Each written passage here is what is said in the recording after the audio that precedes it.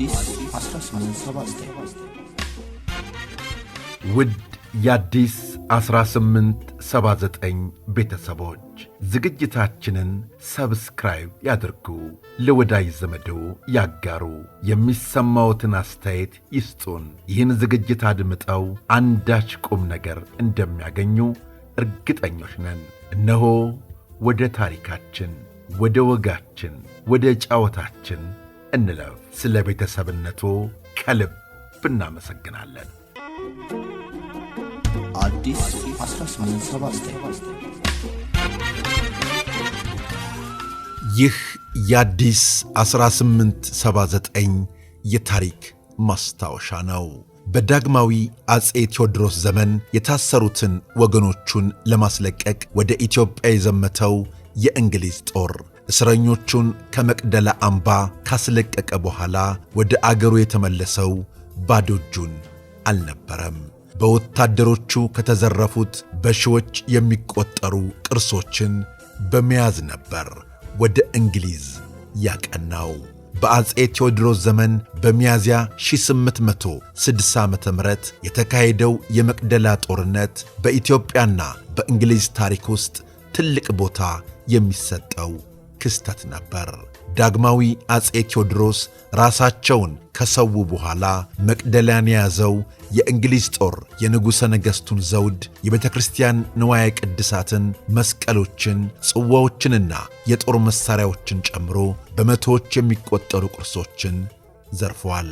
የንጉሠ ነገሥቱን ልጅ ልዑል ዓለማየሁ ቴዎድሮስንና ባለቤታቸውን እቴጌ ጥሩ ወርቅን ይዞ ወደ አገሩ ለመውሰድ ጉዞ ቢጀምርም መንገድ ላይ እቴጌይቱ በማረፋቸው በትግራይ መቀለ ከተማ አቅራቢያ በሚገኘው ጨለቆት ቅድስት ሥላሴ ቤተ ክርስቲያን ሥርዓተ ቀብራቸው ተፈጽሟል።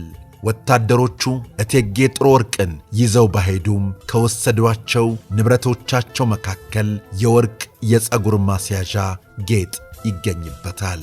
ይህ የ19ኛው ክፍለ ዘመን ወርቃማ የእቴጌ ጥሩ ወርቅ የፀጉር ማስያዣ ከወራት በፊት በሮም ለጨረታ መቅረቡን ያወቀው ሮያል ኢትዮጵያ ትረስት በመባል የሚጠራው የኢትዮጵያ ንጉሣዊ በጎ አድራጎት ባላደራ ማኅበር ባደረገው ድርድር ወደ ኢትዮጵያ እንዲመለስ ስምምነት አድርጓል።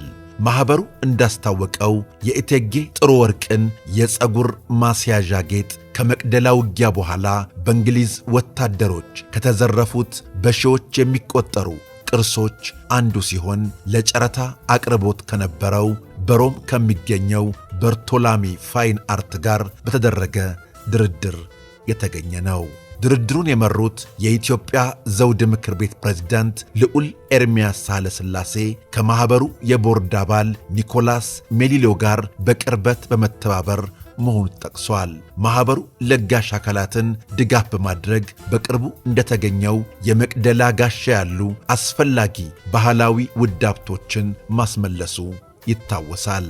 ቅርሱ እንዲመለስ ለተባበረው ለቦርቶላሚ ፋይን አርትና ለባልደረቦቻቸውና እንዲሁም ለለጋሾቻቸው ምስጋና ያቀረቡት ልዑል ኤርምያስ በእምነትና በጋራ መከባበር ላይ የተመሠረተ ትብብር ማድረግ ጠቃሚ የሆኑ የኢትዮጵያ ባህላዊ ቅርሶች ሁሉም ኢትዮጵያውያን እንዲሁም ዓለም እንዲማሩበት፣ እንዲያደንቁትና እንዲመረምሩት ተደራሽ እንዲሆኑ ማድረጋችንን እንቀጥላለን ብለዋል። የታሪክ መዛግብት እንደሚጠቁሙት ይህ ቅርስ የብሪቲሽ 33ኛ ክፍለ ጦር አባል ከነበረውና እቴጌ ጥሩ ወርቅ ከልጃቸው ልዑል ዓለማየሁ ጋር በመንገድ ላይ በነበሩበት በመጨረሻዎቹ ቀናት አብሮ ከነበረው ጄምስ ሴንክለር ጋር የተያያዘ ነው። በልዩ ሳጥን ውስጥ የተጠበቀው የእቴጌ ጥሩ ወርቅ የፀጉር ማስያዣ የ19ኛው ክፍለ ዘመን የኢትዮጵያ ንጉሣዊ የእጅ ጥበብ ብርቅዬ ምሳሌ ነው የተባለውን ቅርስ በመጪው ጥር ወር መጀመሪያ ላይ ወደ አገር ቤት ለመመለስና በብሔራዊ ሙዚየም ለማስቀመጥ መታቀዱን ባላደራ ማኅበሩ አስታውቋል። የኢትዮጵያ ንጉሣዊ በጎ አድራጎት ባላደራ ማኅበር ያደረገውን ቅርሱን የማስመለስ ጥረትና ትጋት ያወደሱት የኢትዮጵያ ቅርስ ባላደራ ማኅበር ምክትል ፕሬዝዳንት አሉላ ፓንክረስት ዶክተር ናቸው። ይህ የፀጉር ጌጥ እጅግ በጣም ውብ ቅርጽ ያለው ብቻ ሳይሆን ከዚያን ጊዜ ጀምሮ ያለውን ትክክለኛ መረጃ የያዘ በመሆኑ እንከን የለሽ ታሪካዊ አመጣጥ አለው። እቴጌ ጥሩ ወርቅን እንድንቃኝ ዕድል ይሰጠናል ያሉት ምክትል ፕሬዝዳንቱ ይህ ቅርስ በኢትዮጵያ ብሔራዊ ሙዚየም ውስጥ ከሚገኙት ከተመለሱ ቅርሶች ጋር የሚካተት ውድ ስጦታ እንደሚሆን ከመቅደላው ጋሻ አጠገብም የክብር ቦታ ይይዛል ብለዋል። የኢትዮጵያ ብሔራዊ ሙዚየምና በኢትዮጵያ የሚገኙ የቅርስ ወዳዶች በሙሉ የእቴጌ ጥሩ ወርቅን የፀጉር ጌጥ ወደ አገር ቤት መመለስ በታላቅ ጉጉት ይጠባበቃሉ በማለት ጭምርም ገልጸዋል። በእንግሊዝ አገር የሚገኙ ቅርሶቻችን እጅግ ብዙ ናቸው። በዚህ ዓመት ብቻ ራሱ በርካታ ቅርሶች ወደ ሀገራችን ተመልሰዋል። ቅርሶቹ መጡ ከሚለው ዜና ባሻገር ሕዝብም እንዲመለከታቸው ቢደረግ መልካም ነው እንላለን።